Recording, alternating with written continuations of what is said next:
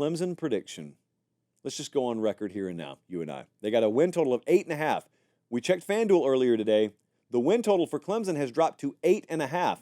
Now, it's heavily juiced to the over because FanDuel does not land on even numbers. So they went from 9.5 down to 8.5. Well, that means they got to adjust the juice as well. But the point being, broad strokes purposes, Clemson's win total at 8.5. That's pretty low. That's very low. Those are the lowest expectations around there in a while. They still got the second best odds to win the ACC, but their playoff odds, their odds to win the whole thing, they've got the 17th best odds in the country to win the national title. That's a far cry from 7 or 8 years ago, more recently than that even. So that doesn't mean anything. Clemson's overcome odds before. Can they do it again? Well, what do you think you know? I think I know about Clemson.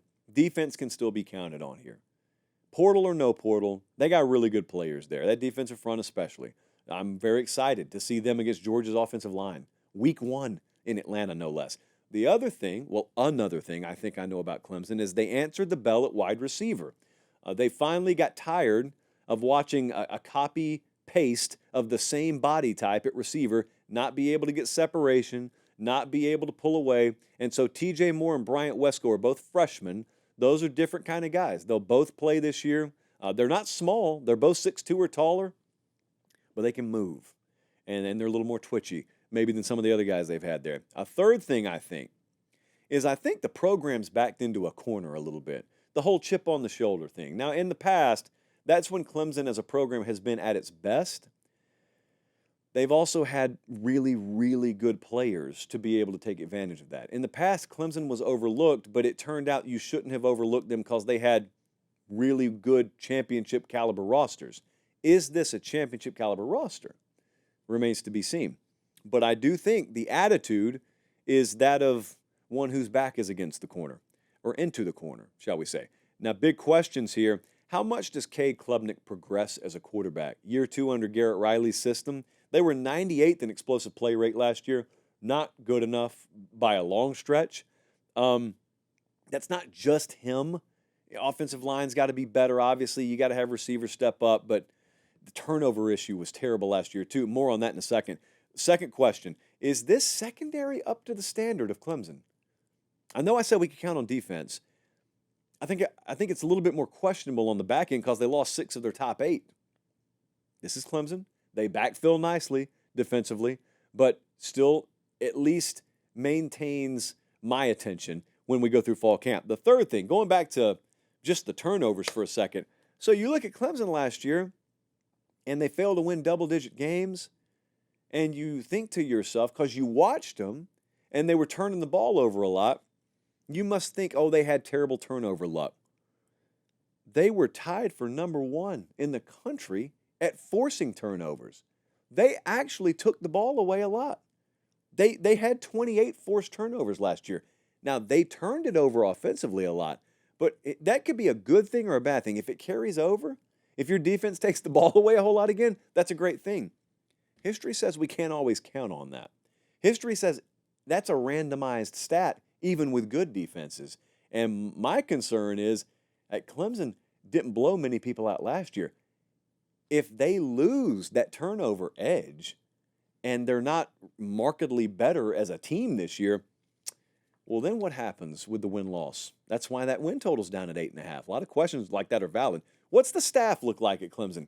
It is a top 2 staff in the ACC, according to our internal numbers here. Dabo's still got a top 5 head coaching grade, according to our internal numbers. Garrett Riley's coming off his worst year as an offensive coordinator. Now, that could be erased very quickly if they have significant improvement this year. But that's something to watch very closely.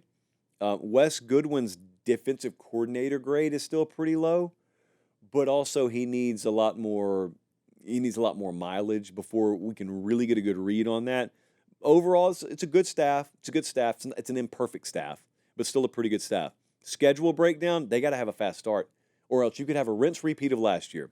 Last year, they were out of the picture after the first month of the season. And this year, in the first 5 weeks, they got Georgia, they got App State, and then they go to Florida State. They got NC State as well. NC State's the third team on the schedule. And they got a bye week before NC State. In fact, they've got good bye luck against NC State and Louisville. Those are two of the better teams in the conference now. Louisville, Jesse, I think they play like 6 or 7 games before they face Clemson, who's rested. And they got a bye week. Clemson does before NC State as well. They go to Virginia Tech. Look at that game, November 9th at Virginia Tech. Ooh, a lot of people in Blacksburg have circled that one. All right, the best case record scenario for Clemson this year, I think there is an 11-1 in the cards. It would take a lot of improvement. It would take them having good injury luck because they lack the depth that some of these other teams do because they haven't used the portal. They haven't had anybody leave. I know what the story is from up there. We hadn't had anyone leave, Josh. What are we supposed to do? We're supposed to have more than we're allowed to on our roster? I'm just saying what I'm saying. You don't have the depth that you've had. You got a lot of players there. You don't have the quality Clemson depth that you've had. Stay healthy, and that's okay. Win the close shootouts, have fortuitous turnover luck, and you go 11-1. If you don't, there's a 7-5 here. And if it's 7-5, and that your over/under win total is 8.5, so that's not crazy at 7-5. Huge questions after the season. I got Clemson going 9-3. I got them preseason power rated number 19. Now the ACC's not out of reach, but I got Florida State solidly ahead of them, and I got Miami right there with Clemson in terms of quality of team. So 9-3 is what I'd have. I don't think that's good enough to make the playoff. I would not guess they make the playoff with that record.